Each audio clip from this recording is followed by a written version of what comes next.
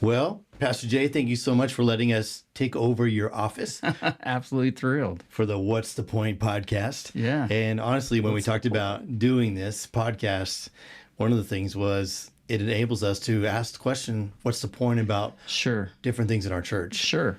And one of the Sure. things that's Love coming it. up is obviously the building program, but what's the point is a lot of people are not asking, but they're excited about it too. Yeah. The people that cool. we talk to. Yeah. And I've had the privilege of hearing you tell a lot of what we're doing Yeah. around the office. So for us to come in here and just ask you some questions, I think is great. So thank you Sure. so much for letting us come in. Thrilled to do it. Appreciate Yep. it. Yep. Let's start by this. We have a new focus that's coming up. It's called One, and then you put some words with it. Yeah. And let's just start with this. It's not really on our notes here, but I just thought about it as we were talking. Like, talk to me a little bit about the power of one and the sequence of the words that are after that. Yeah. So as we just looked at 2025, God had put it on our hearts. We finally, it's been kind of official, but we're actually finally really shaking off COVID. People are getting back into life. You can see it around the city. You can see it just in life. Restaurants are coming back. People are we're getting back to life. Well, it's happening with the church too. And that's why in 2025 we talked about rhythm, getting back into the natural rhythm of being a church. Well, we did, and it's been pretty exciting because we've really grown this year. In the last 2 years, we've just really taken off. It's awesome. And so a lot of new people. Yes. A lot of new baptisms, a lot of new families moving into this area. So as I just prayed through, okay, Lord, where do you want us to go next? Here it came, one. One church, one message, one mission, one future. He just really poured it on my heart that it's now time for us to unify the church again. And unify it maybe in a way that we haven't been unified. Just so strongly focused on being his hands and feet in our world, and also conveying, the real heart of the church is the message of Christ. Yeah. We can talk about a lot of things, but Christ is the only one who will really change things. Yeah. And COVID, I'm just going to be candid with you. COVID kind of stripped down God's church in America. It really did. It stripped us down. A lot of people, pulled out. They left. Even when we were open back up, some didn't come back. And, some kind of struggled with that. But I actually think what he did is he just refocused us. He tightened us back up on why are we really here? He refocused us. He's redeveloped us. He's repositioned us. We're healthier today than we were before we went into COVID. That's good. Spiritually, emotionally, our staff and our church is just aligned. So he really put on my heart, hey, it's time to get unified. Okay. And so when you hear the word one, to me that means unity. Okay. That means clarity. That means alignment. That means direction with God's mission for us in this community. And so it just came out, and it was really pretty simple. One church, one message. No, it's Christ. Yeah. One mission, advancing the gospel in our world and beyond. And then one future, building the legacy that lives beyond us. So that's how we came up with it. I really love it. And even, as you started even down the journey of describing what the one meant, when you put each of those words to it, Yeah. it's like even those bring glue. Like, I'm not trying to chase something. Right. It's just one church. Here Right. we are. One Right. fellowship right here. We are one heartbeat. And what I love about that too is sometimes one sounds inclusive or just one. Right. But you're not bringing that. Right. You're saying, listen, we're going to walk in step. Right. The last part of that is one future, and that's what we're going to be talking about today. Right. Right? Yeah. We've got the church, we've got the message, we've got the mission, and then there's one future. And so what we want to talk about today is what's the point of the building? And I know some amazing things that we're going to get into, but let's just start. We're building a building. Yeah. Give me a little bit of scope. What's the project, and what is it that we're building? Okay. Well, we're expanding on the other end of our existing facility now. We're expanding by about a little over 17,000 square feet. We're adding a new theater and a lot of common space. The reason is because we need it. One thing that's really powerful about Centerpoint is we're a community. Yeah. People love to come here and they love to hang Yep. and they love to stay. And that's, I think, a reflection of the spirit of our fellowship. I mean, people like being here. Yeah. And also our community, since it was just shut in and pushed away from each other for so long, they realized the value Yeah. and the need of community. Now, I've always wanted, we've always hoped that Centerpoint Church would be that third place. Okay. You got home, got your work, but then you need that third place that community is there that supports you. And I've always hoped and prayed that Centerpoint would be that third place. Yeah. As a matter of fact, in a hustle and bustle community like we have, one of the big things I think we need more than anything is just a place to stop and breathe.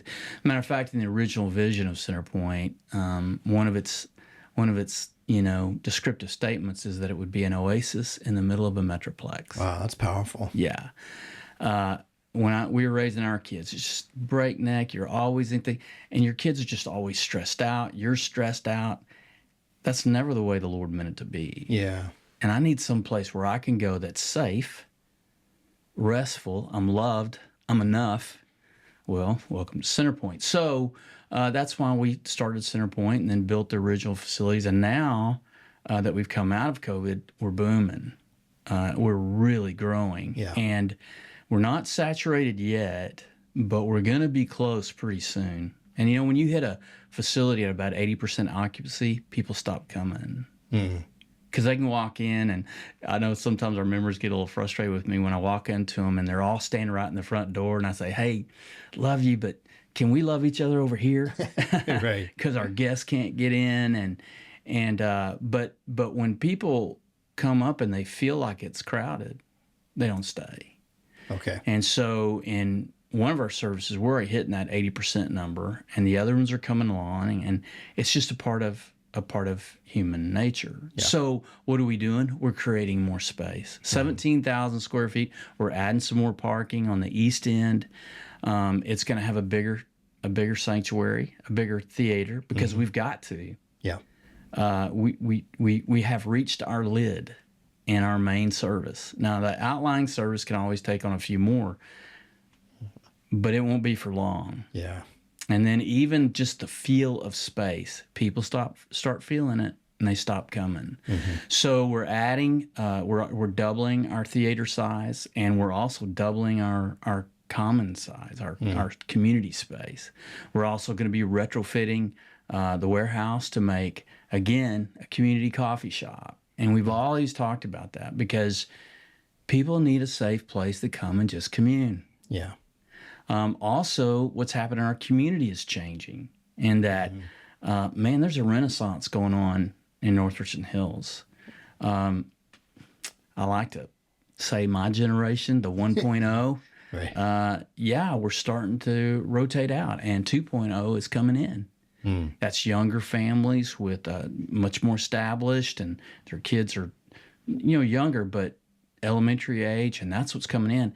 And they're both parents are busy, but they too need that. Just, is there a place I can land? Yeah. And so we're creating space in order for that to happen, to where they can come, have a cup of coffee, indoor playground where they can let their kids play, and just, that third place. That's So what how we're many more creating. seats would be in the new theater? And talk to me, like, we probably have 8 seats out here in the lobby right now. Yeah. Like, how much bigger would the lobby? Like, those are the two main areas that we're increasing. Yeah. Give us a little bit of perspective on that. Okay, so in the theater area, we currently can do 360. We can just cram chairs on top of each other and maybe get up to 400, a little over 400, but it's just not safe and it doesn't work. Okay.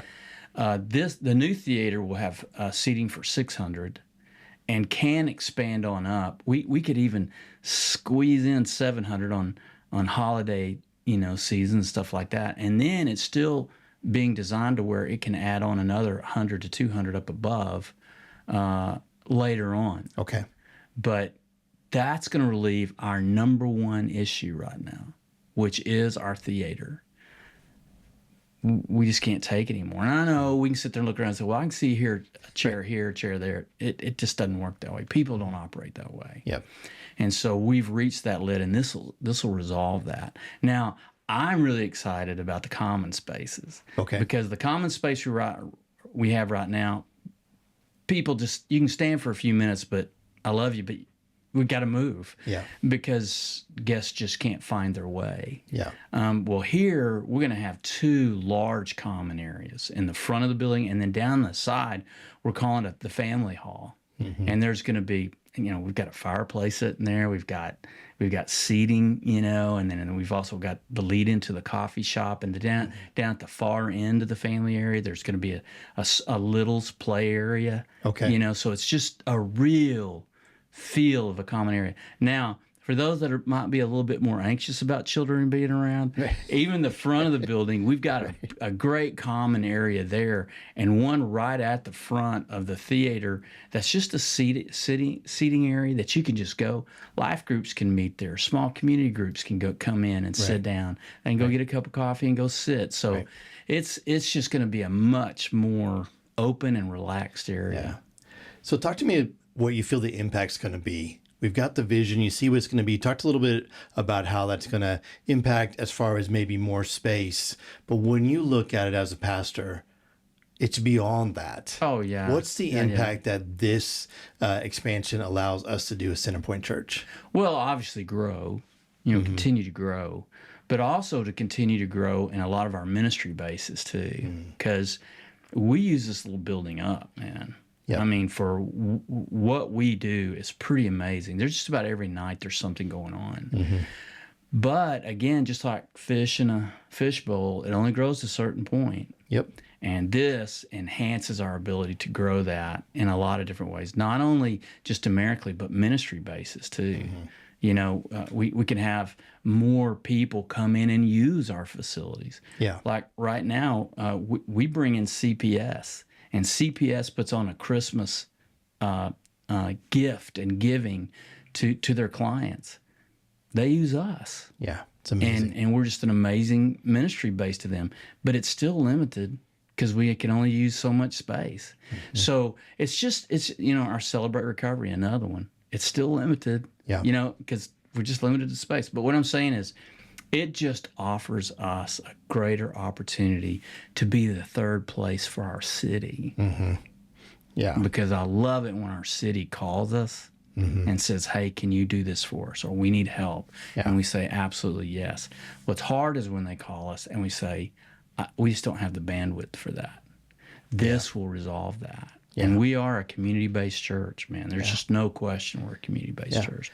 Talk to me about people that have... when you expand, you're going to allow more people to walk through the doors. Oh, no doubt.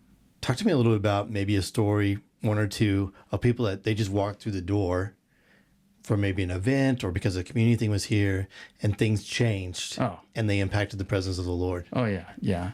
From Kid City to, again, CR, they come in, they're just coming because they're broken, and all of a sudden they find a community that not only brings them out of that, but then also helps them find a home, a spiritual home. Then also, weddings, stuff like that, but also funerals. Yeah.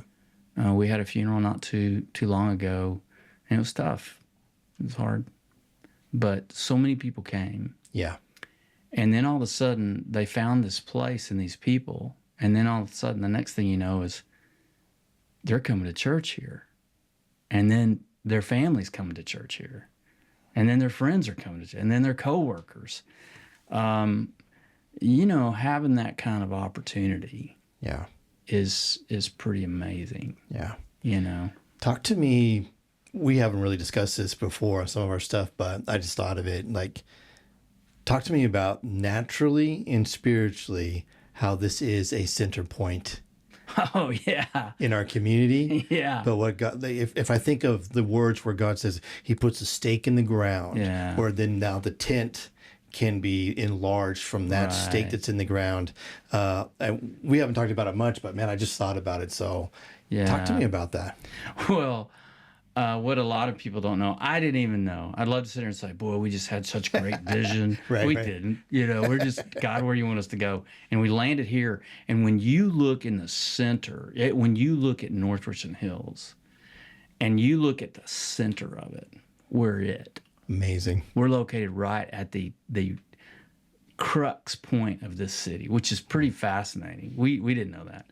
But then also, North Richland Hills is just strategically placed between. We just saw this with the city economic development people. They just told us, North Richland Hills is right in the center of three key places: the airport, Alliance, and Fort Worth.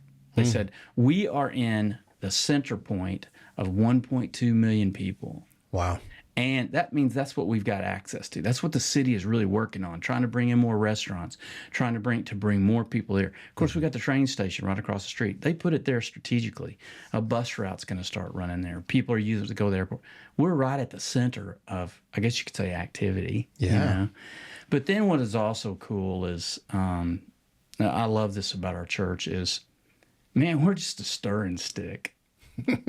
We really are. Yeah. God will put something on our hearts.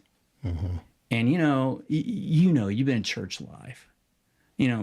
Pastors of churches are like cats.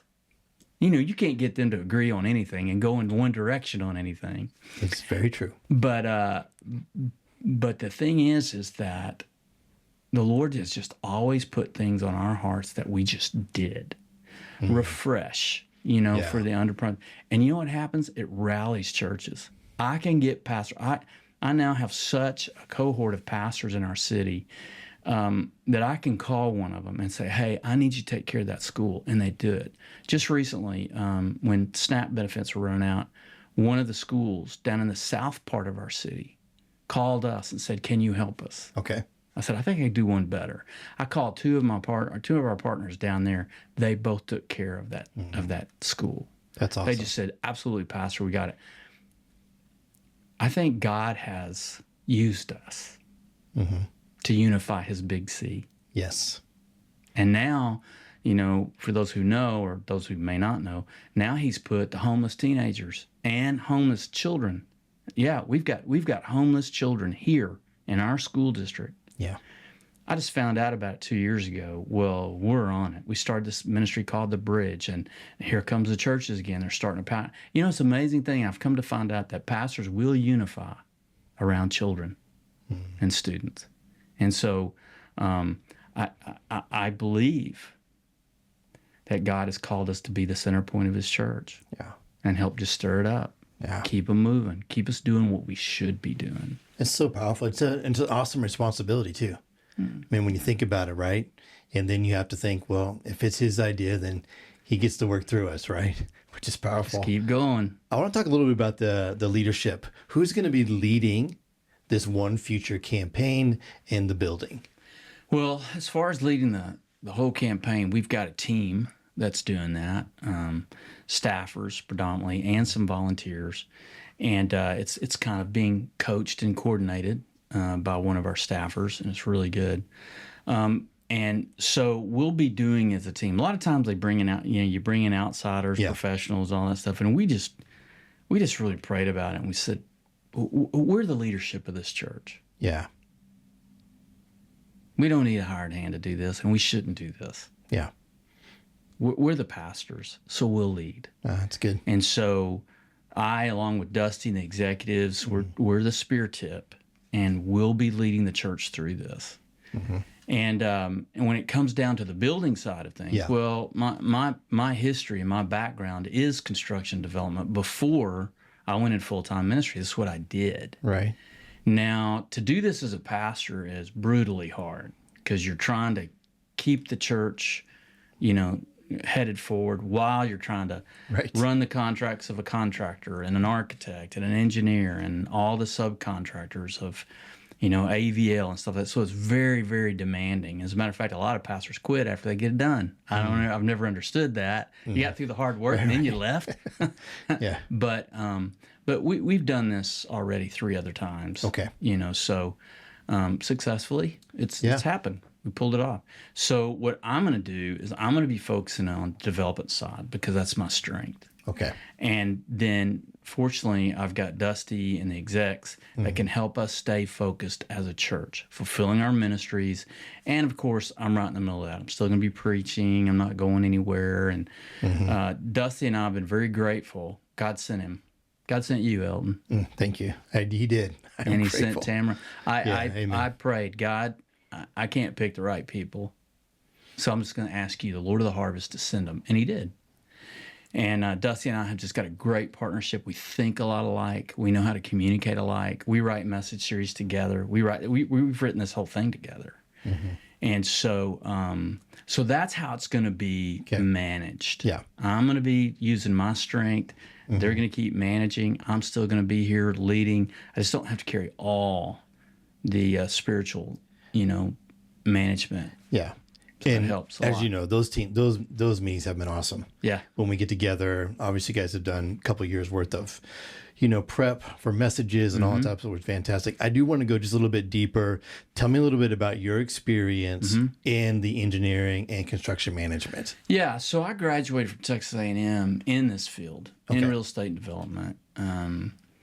I was in building construction from day one, development from day one. My degree is under the College of Civil Engineering, so that's what I did. I came right out of college and I went to work for a development company. First was a high density residential, and then I moved into the commercial field. Okay, great. And then there, I built Walmarts, I built Kmart's with a company out of Houston, and then I got hired by the Kmart Corporation directly. Started to work directly for the owner.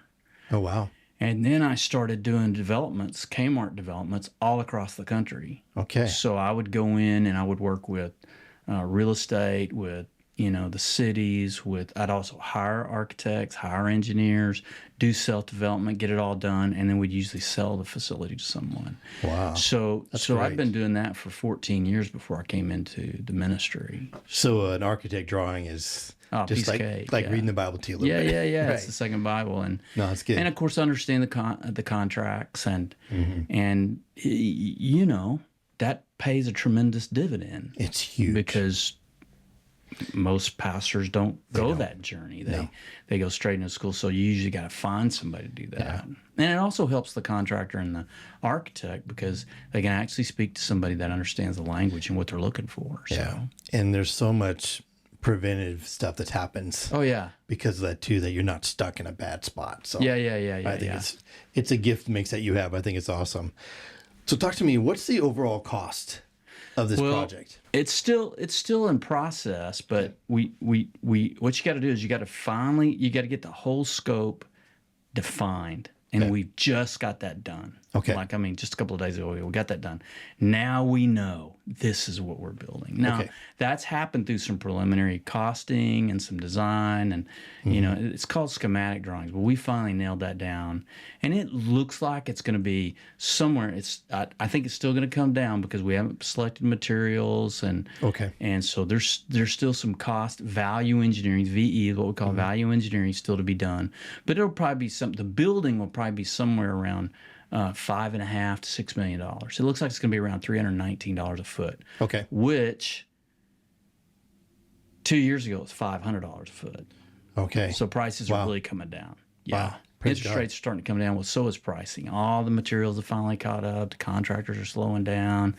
And so we're getting a benefit there. Now, then you still got to add in the site and then also what we call FF&E. That's the fixtures, the chairs, the equipment, and all that stuff. So all in all, you throw it all in, tax, title, and license, we're probably looking at somewhere between $8 to $8.5 million. Total. Okay. And I think, Lord willing, that's still high. Okay. We still got negotiations to do. Right. But I'm really, really encouraged by our architect and contractor. So. And talk to me. So once you guys got that bid together, who then looked at that from the church? Me. Okay. Me, and then we also have, our building campaign team, because they're also looking at components. Okay. They're looking at AVL. They're looking at, which is, your sound and your TV and all that stuff. the coffee shop area, equipment, they're looking at that. Fixtures, they're looking at that. Different parts of the church are looking at that. I'm primarily looking at the hard building and the contracts. Okay. And so we look at it and then take it back to them. First rendition, I said, that's too much. We're not going to do that. And I had to remind them, we're not cheap. We're just poor. No, we're just Good stewards. I've just told them, Yeah. I have a responsibility to this church. Yeah. And so, and our team's there, Tamara, you, others are watching this. And it's really been cool because they've been encouraged because we know what we're talking about. Okay. And that Awesome. helps. And if we don't know what we're talking about, then we say, hey, we don't know what we're talking about. We're going to go figure it out. Yeah. And so that's what's happened. And then we've even come up with some value engineering. I've come up with some from a construction standpoint, and they agreed, and they see it, and so it's been very, very helpful. I've been very encouraged, and we did something different this time. Usually, you go hire an architect. He designs the whole building, then you put it on the street. And architects, I love architects, but they don't know construction costs. They have an idea, and it's wrong.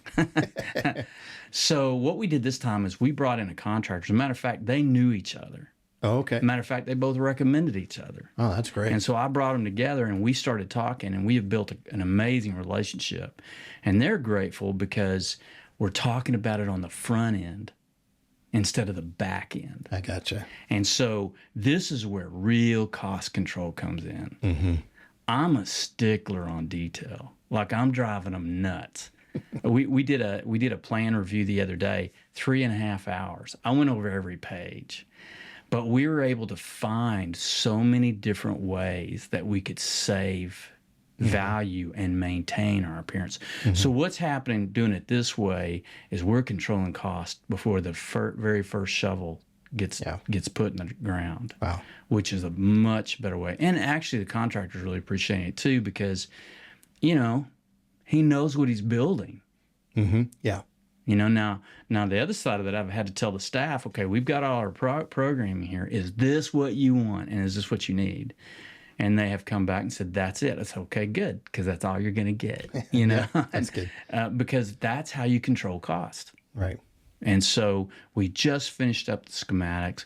They're beginning the design drawings now. That's where they pick out all the colors and the materials. And we even do value engineering in that. Okay. Yeah. No, it's And so good. then once we get that settled, then we start construction drawings. Those are the drawings that they're going to actually build by.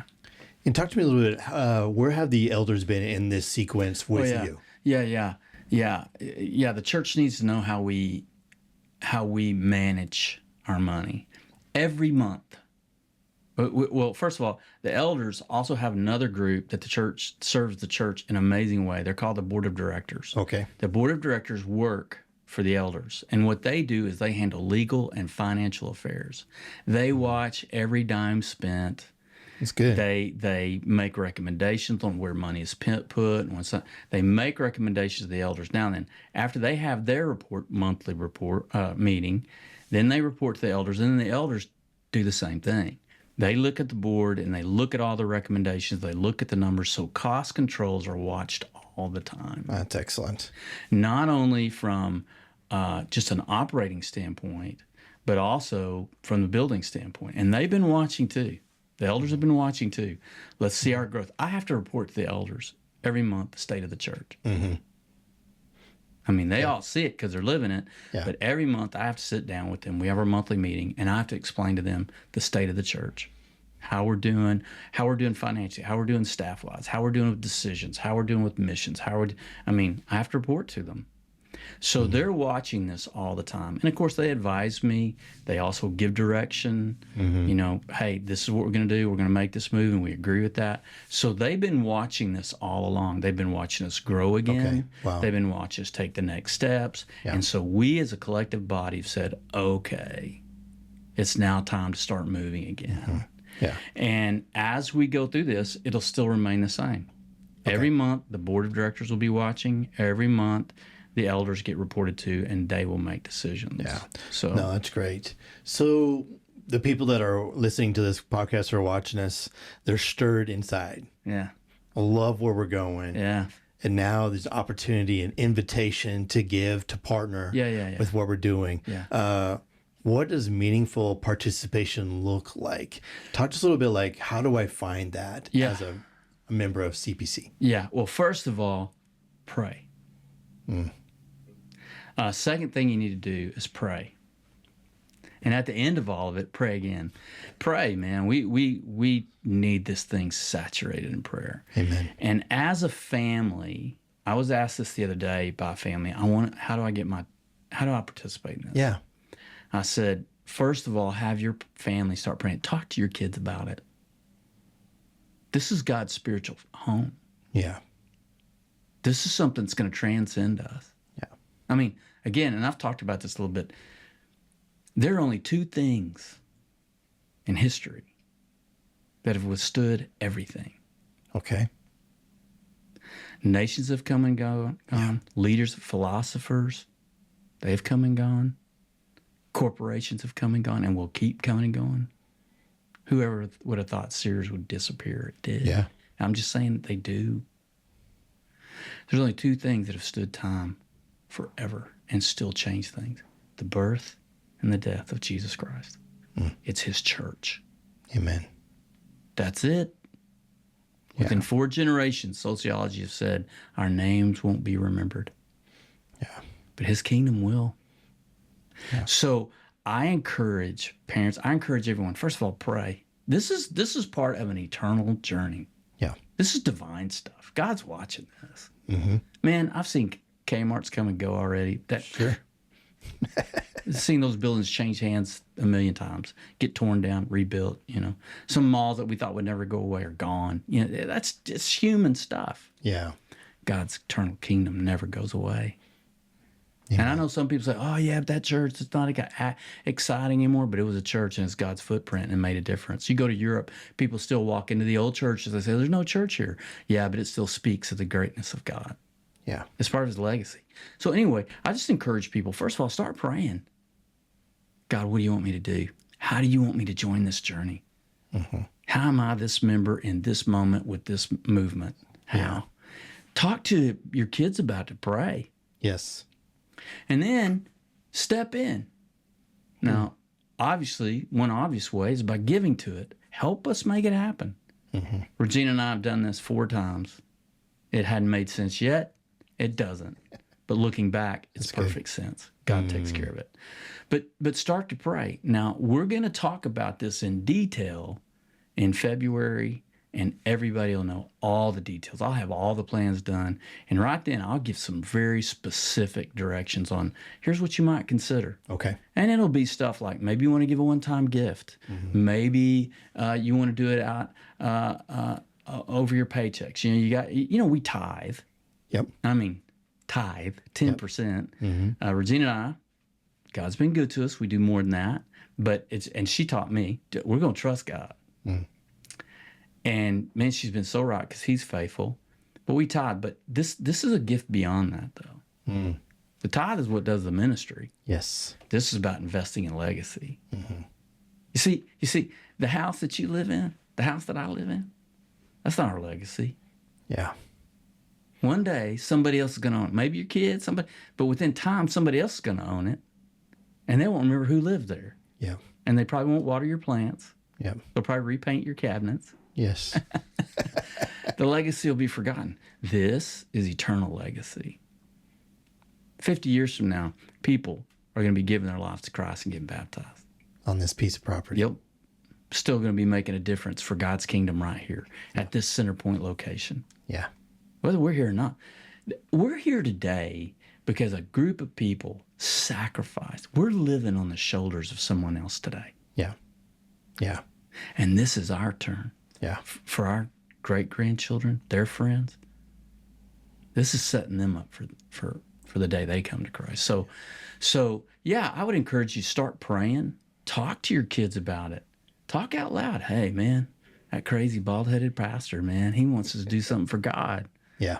And start praying about it. And then as we get close to February, we'll be talking about, hey, this is what's going to cost us. We're going to ask you to consider. Mm-hmm. Like I said, for Regina and I, we've already determined what we're going to do. As a matter of fact, as part of our legacy, part of our will, everything we leave behind, 10% of it's going to come here. Our kids don't need all of it. They'll be fine. They'll figure it out. Another 10% is going to another organization that helps plant churches. And it may end up more than that. I'm just saying, why? Because we are investing in God's kingdom. Yeah. No, that's really That good. lasts. So did I answer your question, or do you No, need I more? think it's so good because I think like we want the family to be invited, not nervous, Yeah. right? We want them to see the vision and the mission. Talk to me a little bit, going off script a little bit here, but as a pastor, the power of unified sacrifice, not unified gift amounts. Yeah. But let's just go a little bit deeper because I think that there's something there that people have to understand, that even the act of taking a step, big, small, that's not the issue, but that moving together as a family, Yeah. not only what that means to the mission, the vision, but I believe that God honors that as well. But speaking to that a little No bit. doubt. As a matter of fact, I had another pastor, on staff ask me, should we ask the people to do a specific thing? I'm not sure we should do that. Would that make them feel uncomfortable? Well, yeah, maybe so. But quite candidly, that's not a bad thing. Yeah. And I'm not saying to make you nervous. I'm saying to get you to pray. Yes. Seek the Father. Yeah. Seek Him together. Yeah. And then what the Lord, and I know this too, what the Lord asks you to do, He will help you get there. But what's the cooler thing is when you see your life change. And then all of a sudden your kids see your life change. Yeah. We don't know how we're going to do this, or we, and I hear this too. Well, yeah, I could do that. Well, then that's you doing it. How about asking the Lord, what do you want to do? Because here's what it really boils down to. It's about the Lord showing you who He is. And then all of a sudden your kids will see it too. Yeah. Your mate will see it. You'll see it. And then all of a sudden what comes with that is complete and total trust. And there comes freedom. Yeah. This isn't just about building a building. Right. It's about building the kingdom and building lives. I've seen this so many times. I get nervous. We pray. Regina and I pray a lot. And where He asks us to go. He will never ask us to go anywhere that He will not take care of us in that journey. Yeah. And there's the big story. We'll get the building, will get built, we'll get in. That'll be neat, But the bigger story is those 5 or 10 couples that helped us start this thing. This is their story. But their story is bigger than that.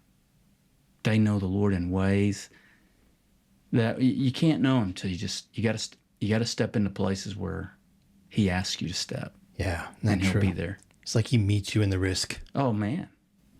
And the funny thing is when you do and you find Him there, there's no risk. That's beautiful. That's beautiful. It starts to dissipate. You're going, wow. Yeah. You're good, so God. good. You're a good, good God. Yeah. Well, I want to end with this. One future. What has God shown you that Center Point can be? Oh, well, I think I struggled with it, and I'm going to just confess this to you. I had for a long time just taken the attitude of kind of King David. Well, I serve God in my generation. And then when I'm done, well, it's all up to y'all. Good luck with that. Yeah, right. Because growing up, I'd moved so much in my life. I didn't know deep roots or deep heritage. I just didn't. I mean, I was moving to Colorado, moving 2 or 3 times up there, and then down here. I was always moving. And so to be here for 21 years has just been a whole evolution. And then 3 or 4 years ago, God just started saying, it's not just about you and this generation. Mm. People invested in the legacy. That's why you're here. And so it just shifted. It really just shook me and shifted my thinking that all the stuff that I've got, I accumulated, it won't matter. It's all going to be gone. This speaks in eternity. Yeah. And I've always said, I'm a community pastor. I am. I love this town. I love these people. I love the mayor. I know him. I've known the other ones. I know the council. I love our superintendent of schools. I care about our families. Well, I want them to know Christ. Yeah. That's the true fix.